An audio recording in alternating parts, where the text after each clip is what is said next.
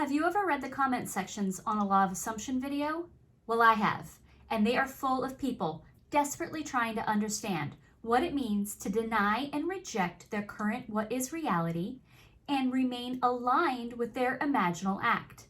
And perhaps this is you as well, because it can be so difficult to go about your day-to-day current what is reality and carry a dominant vibration for the reality you want to manifest.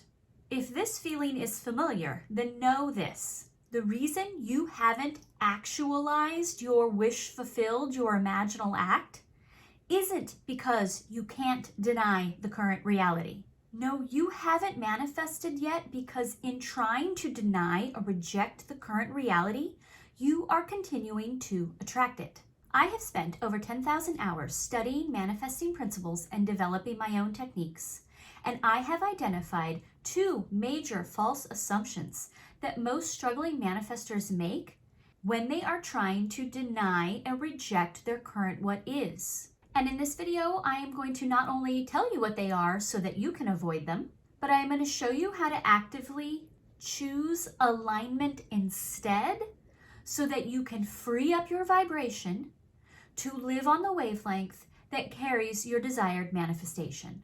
But first, why is trying to reject our current reality such a problem anyways? Well, what can we know about the idea, the philosophy behind rejecting our current reality that doesn't align with our imaginal act? What kind of exercise is that? To deny the reality of our senses.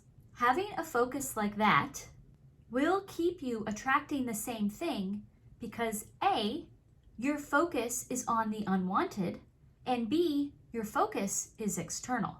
External realities are old manifestations. They are the byproduct of our internal energies. What sounds like a better use of your time? To focus on stomping out these things out here or going to the source that created it? If you were a sculptor and you created a great statue of a man, and when you were done, you decided you wanted to create a great statue of a woman, would you spend any time at all tearing down the male statue? No, you would simply get to work on creating the female statue.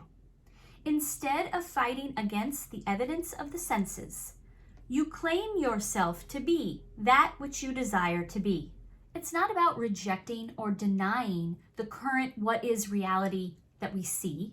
It's about rejecting the false idea that the current what is in contradiction to our imaginal act, to our desired manifestation. So with that, let's get into a hypothetical that we can use to illustrate the first major false assumption that most struggling manifestors make when trying to reject or deny their current what is. Okay, let's say we have struggling manifestor Mary over here, and Mary is tired of cleaning her own house. Dishes, laundry, messes, all the time. She's frustrated and sick of it. So she decides she wants to manifest a housekeeper. So she creates a vision of someone else coming into her home and taking over all the chores, and she feels great. The imaginal act feels very real. She is totally in her vision, except when she opens her eyes, she finds herself still surrounded by mess. And she looks around and she sees no housekeeper right there, and she assumes she has to be the one to clean it. And in the act of cleaning it, she becomes very aware that her current reality lacks her desired manifestation. She very much feels like her manifestation is a wish unfulfilled. How many times in your life does it feel like your reality clearly lacks your desired manifestation?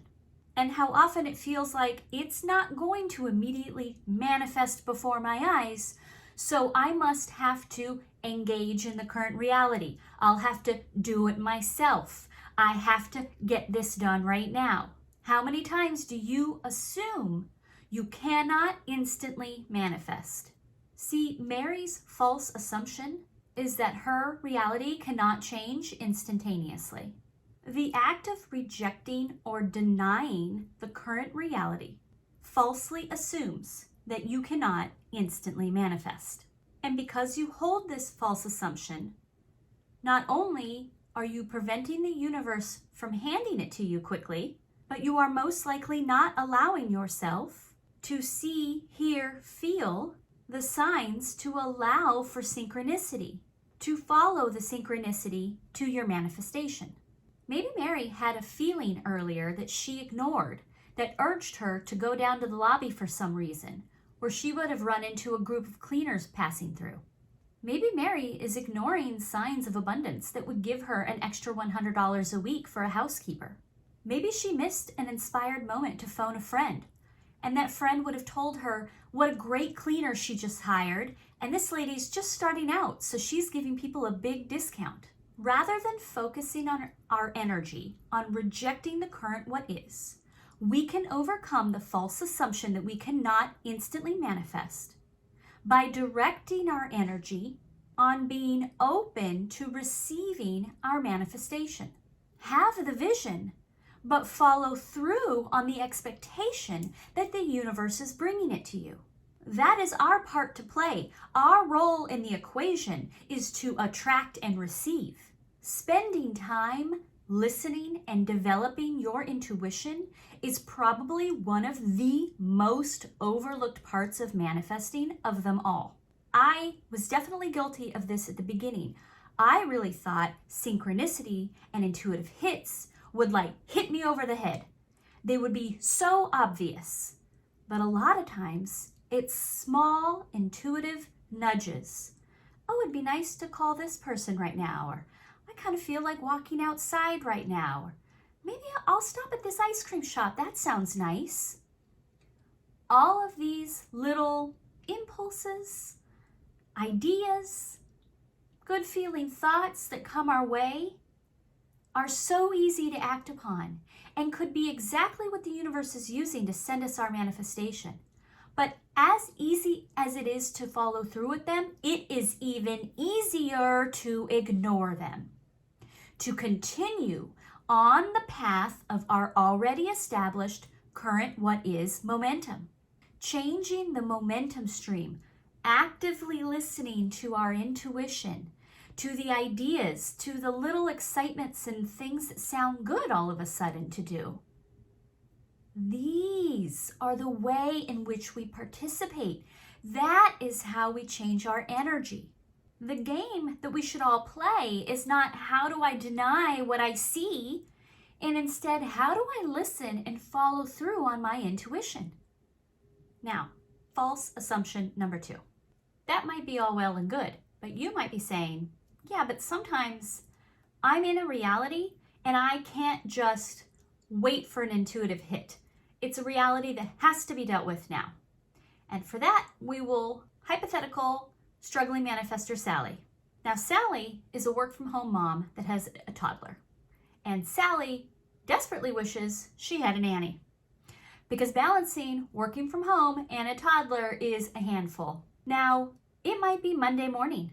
It might be that she has a Zoom call and a hungry toddler all at once. And in the next 5 minutes, it doesn't look like a nanny is going to walk through the door. Now again, Sally feels like clearly she is operating in a reality that does not contain her wish fulfilled. In this moment of work and baby at the same time, she is very aware that her current reality lacks the desired manifestation. And again, we wouldn't tell Sally to deny or reject the hungry baby. What we want to reject is the idea that this reality is in contradiction to our desired manifestation. And that's the false assumption that just because I am actively participating in a reality that is clearly not the reality in my vision, I must be in a contradictory state to the wavelength I want to be on.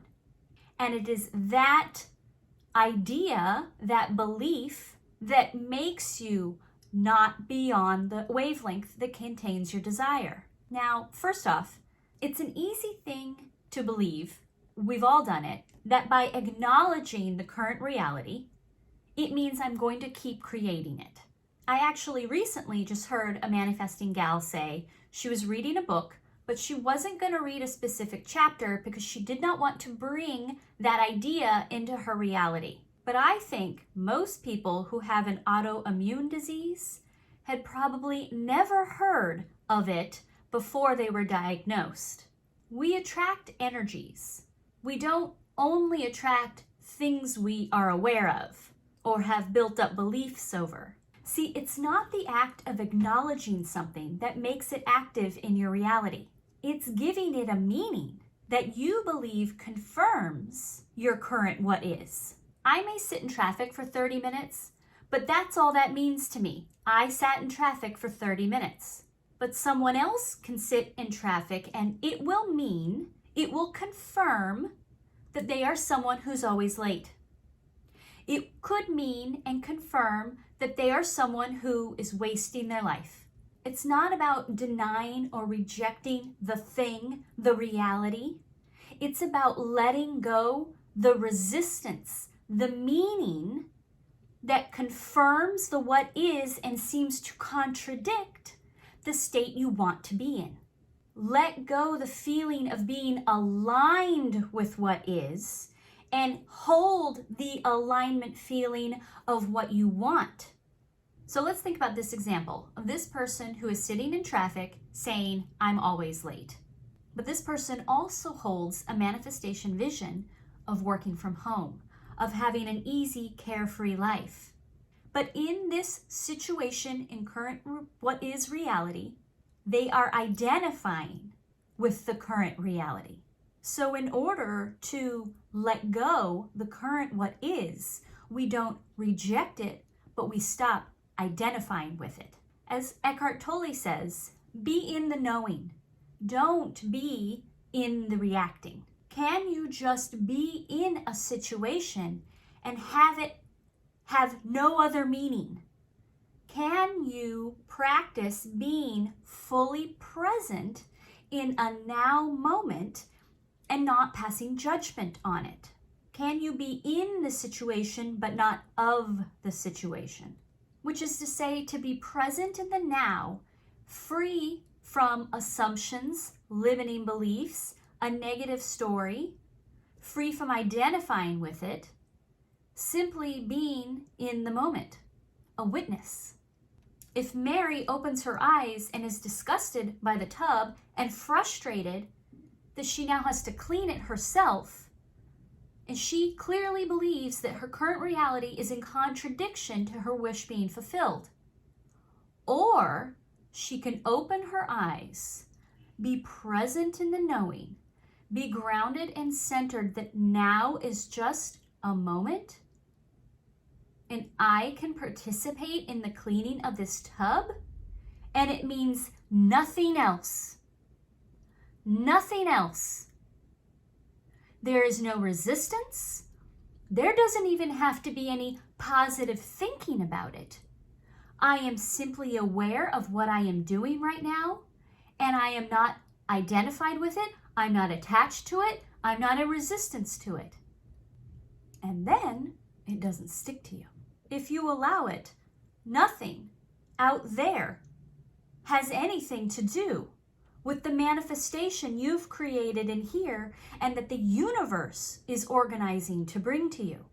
Neville said, the door of the senses must be tightly shut before your new claim can be honored.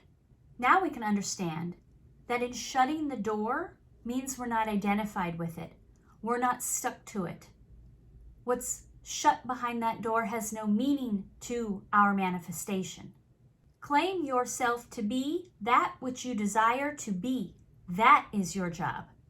And in order to do that more easily, I would recommend watching this next video that will show you ways in which you can stop chasing your manifestation. I hope this video was helpful to you, and I look forward to bringing you more. Thank you.